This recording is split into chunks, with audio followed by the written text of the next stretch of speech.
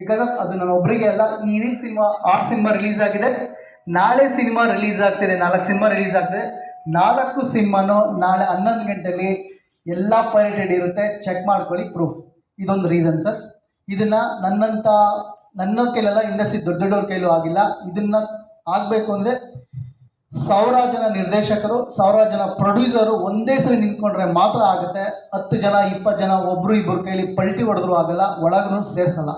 Okay, 1000 ಜನ ಬೇಕು, 1000 ಜನ ಚೇಂಬರ್ ಮುಂದೆ ಕೂತ್ಕೋಬೇಕು, ಪೊಲೀಸ್ ಸ್ಟೇಷನ್ ಮುಂದೆ ಕೂತ್ಕೋಬೇಕು, ಹಂಗಿದ್ರೆ ಮಾತ್ರ ಆಗುತ್ತೆ.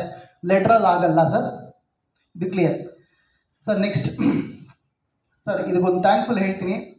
₹1 ತೊಗೊಂಡಿಲ್ಲ ಸರ್. 180 ಸ್ಕ್ರೀನಲ್ಲಿ ರಿಲೀಸ್ ಮಾಡಿದ್ದೀನಿ. ಅಂದರೆ ಫಸ್ಟ್ ಡಿಸ್ಟ್ರಿಬ್ಯೂಟರ್, ಫಸ್ಟ್ ಟೈಮು ಯಾರಿಗೂ ₹1 ಪೇಮೆಂಟ್ ಮಾಡಿಲ್ಲ ಸರ್. ಬಿಕಾಸ್ ಆಫ್ ಎಲ್ಲ ಎಕ್ಸಿಬ್ಯೂಟ್ರು ಪ್ರೀತಿಯಿಂದ ಸಿನಿಮಾ ಕೊಡಿ, ಸಿನಿಮಾ ನಾನು ಬರೀ 100 ಥಿಯೇಟರ್ ರಿಲೀಸ್ ಮಾಡಬೇಕು ಅಂದ್ಕೊಂಡಿದ್ದೆ. 100 DR ಕೊಡೋ ಕಡೆ 50 DR ಕೊಟ್ಟು ತೊಗೊಂಡೋಗಿದ್ದಾರೆ. ನಾವು ಥ್ಯಾಂಕ್ಸ್ ಹೇಳಬೇಕು. ಬಿಕಾಸ್ ಆಫ್ ಅವರಿಗೆ ನಮಗಿಂತ ಅಭಾವ ಇದೆ. ಸಿನಿಮಾ ಅವ್ರಿಗೆ ಬೇಕು. ನಾವು ಒಳ್ಳೆ ಕಂಟೆಂಟಿಗೆ ಅವ್ರಿಗೆ ಕಾಯ್ತಾ ಇದ್ದಾರೆ. ಎಷ್ಟೋ ಥಿಯೇಟ್ರ್ಗಳು ರೀಓಪನ್ ಆಯಿತು. ಬಟ್ ಥಿಂಗ್ ಈಸ್ ಏನಂದರೆ ಸರ್, ನಿಮಗೆ ರೆಗ್ಯುಲರ್ ಫ್ಲೋಟಿಂಗ್ ಇದ್ದರೆ ಮಾತ್ರನೇ ಸಿನಿಮಾಗೆ ಜನ ಬರ್ತಾರೆ. ರೆಗ್ಯುಲರ್ ಸಿನಿಮಾ ಫ್ಲೋಟಿಂಗ್ ಇಲ್ಲ ಅಂದರೆ ಏನಂದರೆ ಒಳ್ಳೆ ಕ್ವಾಲಿಟಿ ಸಿನಿಮಾಗಳು ಫ್ಲೋಟಿಂಗ್ ಇಲ್ಲ. ಏನು ಮಾಡ್ತಾರೆ, ಆನ್ ಆ್ಯಂಡ್ ಆಫ್ ಥಿಯೇಟರ್ಸ್ ಇದೆ. ನಿಮಗೆ ಗೊತ್ತಿಲ್ಲ 150 ಥಿಯೇಟ್ರು ಆನ್ ಆ್ಯಂಡ್ ಆಫ್ ಇದೆ. ಅಂದರೆ 1 ವೀಕ್ ತೆಗಿತಾನೆ, 2 ವೀಕ್ ಕ್ಲೋಸ್ ಮಾಡ್ತಾನೆ. 1 ವೀಕ್ ತೆಗಿತಾನೆ, 2 ವೀಕ್ ಕ್ಲೋಸ್ ಮಾಡ್ತಾನೆ. ಅವಾಗೇನಾಗುತ್ತೆ, ಅಲ್ಲಿರೋ ಆಡಿಯನ್ಸ್ಗೆ ಫ್ಲೋಟಿಂಗಲ್ಲಿದ್ದರೆ ಮಾತ್ರನೇ ಅವ್ನು ಬರ್ತಾನೆ. ಏನಕ್ಕೆ ಆಡಿಯನ್ಸ್ ಬರ್ತಿಲ್ಲ ಅನ್ನೋದಕ್ಕೆ ಎಕ್ಸಾಂಪಲ್. ಸೊ ಆಡಿಯನ್ಸ್ ಬಂದಿಲ್ಲ ಅಂದರೆ ಕ್ಲೋಸ್ ಮಾಡ್ಕೊಳ್ತಾನೆ. ಈ ಫ್ಲೋಟಿಂಗ್ ಏನಂದರೆ ಇದು ಯಾರಿಗೆ ಏಟ್ ಬೀಳುತ್ತೆ ಅಂದರೆ, ಸ್ಟಾರಿಗೆ ಏಟ್ ಬೀಳಲ್ಲ. ಇದು ಸಣ್ಣ ಪುಟ್ಟ ಸಿನಿಮಾ ಮಾಡಿರೋರಿಗೆ ಡೆಫಿನೆಟ್ಲಿ ಏಟ್ ಆಗುತ್ತೆ ಸರ್. ಇದಕ್ಕೆ ಅಂದರೆ ರೆಗ್ಯುಲರ್ ಫ್ಲೋಟಿಂಗ್ ಇರಬೇಕು. ಮತ್ತು ಸ್ಟಾರ್ಗಳು ರೆಗ್ಯುಲರಾಗಿ ಸಿನಿಮಾ ಮಾಡಿದ್ರೆ ಸಣ್ಣ ಪುಟ್ಟಗೂ ಹೆಲ್ಪ್ ಆಗುತ್ತೆ.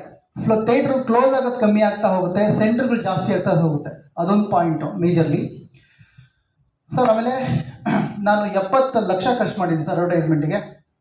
ಯಾವುದೂ ಬಿಟ್ಟಿಲ್ಲ. ಮೋಸ್ಟ್ಲಿ ನಿಮಗೆಲ್ಲ ಫೋನು ಬಂದಿರುತ್ತೆ ಅನ್ಕೊತೀನಿ ಕೆಲವು ಕಡೆ. ಓಕೆ ಸರ್, ಯಾವ ಮೀಡಿಯಾನು ಕನೆಕ್ಟಿವಿಟಿ ಇಲ್ಲ ಸರ್. ಬಿಕಾಸ್ ಆಫ್ ಅವ್ರ ಸರ್ವೇವಲ್ಲೇ ಅವ್ರಿಗೆ ಆಗೋಕ್ಕಾಗ್ತಿಲ್ಲ. ನಮ್ಮನ್ನು ಸರ್ವೇವಲ್ಲಿ ಹಿಂಗೆ ಮಾಡ್ತಾರೆ ಸರ್. ನ್ಯೂಸ್ ಪೇಪರ್ ಅವ್ರು ಪ್ರಮೋಷನ್ ಮಾಡ್ಕೊಂಡು ದುಡ್ಡು ಆಗ್ತಿದೆ, ನನಗೇನು ಪ್ರಮೋಷನ್ ಆಗುತ್ತೆ. ಅವ್ರಿಗೆ ಕನೆಕ್ಟಿವಿಟಿ ಇಲ್ಲ, ಅವ್ರಿಗೆ ಆ್ಯಡ್ ರೆವಿನ್ಯೂ ಬರೋಲ್ಲ. ನನಗೇನು ಪುಷ್ ಮಾಡ್ತಾರೆ. ಬಿಕಾಸ್ ಆಫ್ ಆಡಿಯನ್ಸಿಗೆ ಎಲ್ರಿಗೂ ಗೊತ್ತಾಗಿದೆ ಪೇಯ್ಡ್ ಅಂತ. ಕಾಮೆಂಟ್ಸು ಅಂತ ಏನು ಬರುತ್ತೆ, ಎಲ್ಲದೂ ಫೇಕ್, ಯಾವುದೂ ಆರ್ಗ್ಯಾನಿಕ್ ಅಲ್ಲ. ಸೊ ಅದಕ್ಕೆ ನಾವು ಸ್ಪೆಂಡ್ ಮಾಡ್ತೀವಿ, ಏನೋ ಆಗ್ಬಿಡುತ್ತೆ ಅಂತ. That is completely waste. ಅದು ಕನೆಕ್ಟ್ ಆಗಲ್ಲ. ಇನ್ನು ಬುಕ್ ಮೈ ಶೋ ಪ್ರಮೋಷನ್ ಅಂತ ಬರ್ತೀವಿ. ಬುಕ್ ಮೈ ಶೋ ನೀವೇನು ಲೈಕ್ ನೋಡ್ತೀರಾ, ಶೇಕ್ ಮಾಡ್ತೀರಾ, ವೋಟ್ ನೋಡ್ತೀರಾ, ಎವ್ರಿಥಿಂಗ್ ಈಸ್ ಫೇಕ್. ಚಿಕ್ಕವರಿಂದ ಹಿಡಿದು ದೊಡ್ಡವ್ರವರೆಗೂ ಮಾಡ್ತಾರೆ. Everything is fake. ಅದು ಅಲ್ಲಿಗೆ ದುಡ್ಡು ಸ್ಪೆಂಡ್ ಮಾಡಿಬಿಡಿ. ಅವರು ನಿಮ್ಗೆ ಹಿಂಸೆ ಕೊಡ್ತಾರೆ. ಯಾಕೆಂದರೆ ಎಲ್ಲರೂ ಕೊಟ್ಬಿಡ್ತಾರೆ. ನಮಗೇನಂದರೆ ರಿಲೀಸ್ ಟೈಮಲ್ಲಿ ಬಂದ್ಬಿಟ್ಟು ಬ್ಲ್ಯಾಕ್ ಮೇಲ್ ಆಗ್ತೀವಿ ಸರ್ ನಾವು.